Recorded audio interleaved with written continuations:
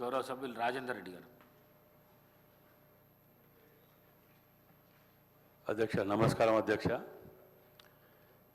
ఇక్కడ ఇప్పటివరకు చూస్తుంటే చేసిన పాపాలు వీటన్నిటిని మర్చిపోయి మళ్ళా మేము అరే ఆగండి ఎందుకు ఏం చెప్తారా చూస్తుంటే మొగని కొట్టి మొరమొర అన్నట్టున్నది.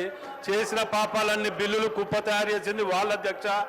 మళ్ళీ ఇప్పుడు మీరు ఇయ్యలేదు అని మాట్లాడటం ఏది కూడా వాళ్ళకి ఇనే ఓకే లేదు.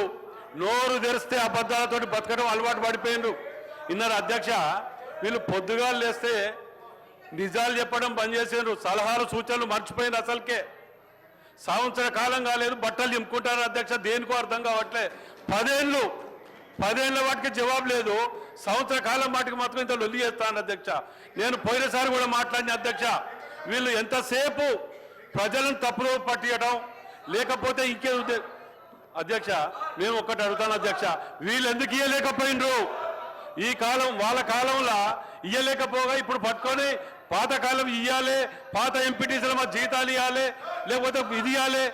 ఇదే అధ్యక్ష. ఏం అధ్యక్ష ఏం చూసాడు చెప్తారు? గది ఒక్కటే తెలుసు అధ్యక్ష వీళ్ళకు, గది ఒక్కటే, వేరే తెలియదు అధ్యక్ష. ఒక్కొక్కరు 10 అధ్యక్ష, ఒక్కొక్కరు నిండుగా 1000 కోట్లు సంపాదించుకొని నిండుగా ఒడ్డుకుండే ఈ తరం మొదలు పెడుతున్నారు అధ్యక్ష.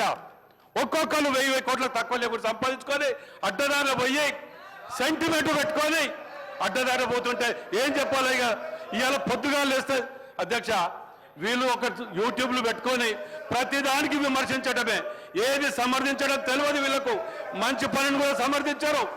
ఇవాళ ఇంకొకటి ఇక అధ్యక్ష, ఇంకొకటి నేను పోయినసారి కూడా అడిగిన అధ్యక్ష, మేము మీ ద్వారా ఇతరులు వీళ్ళందరూ కూడా ఆఫీసులన్నీ కబ్జా పెట్టిండ్రు, ఇంటి నెంబర్ లేవు, అవన్నీ కూడా కడుతున్నారంటే ఇప్పటి వరకు కూడా యాక్షన్ తీసుకోలేదు అధ్యక్ష. పార్టీ ఆఫీసుల కాడికెళ్ళి కబ్జాలు పెట్టి మొత్తం దుకాణం పెడితే దాని మీద కూడా తీసుకోవాలి అధ్యక్ష. మళ్ళీ వీళ్ళ లొల్లి పెడుతున్నారు అధ్యక్ష. ఏం లొల్లి అధ్యక్ష? ఇది కాకపోతే సలహాలు ఇవ్వటి చేత కాదు. ఇలా ఊర్లు గ్రామాలకు ఒక్కొక్కటి ఇచ్చుకుంటూ పోతున్నాం అధ్యక్ష. మేము ఒక్కొక్కటి ఇలా కార్పొరేషన్ల అధ్యక్ష అప్పుల పాలు చేసి పెడితే, అప్పుల పాలు చేస్తే 187 కోట్లు ఇచ్చినాం. ఒక్కొక్కటి సరిదిద్దుకుంటూ వస్తాం ఇవాళ. అయినా దాని గురించి పట్టింపు లేదు, సమర్థించడం లేదు. 2 కోట్లు నిలువ ఉంటే 50 కోట్ల కొబ్బరికాయలు కొట్టిరు వీళ్ళు. ఆ అప్పంతా మేము భరిస్తాం ఇవాళ. దాని గురించి వదిలిపెట్టి వీళ్ళు నీతులు చెప్తే ఎట్లా? రాజేందర్ రెడ్డి గారు కన్క్లూడ్ చేయండి.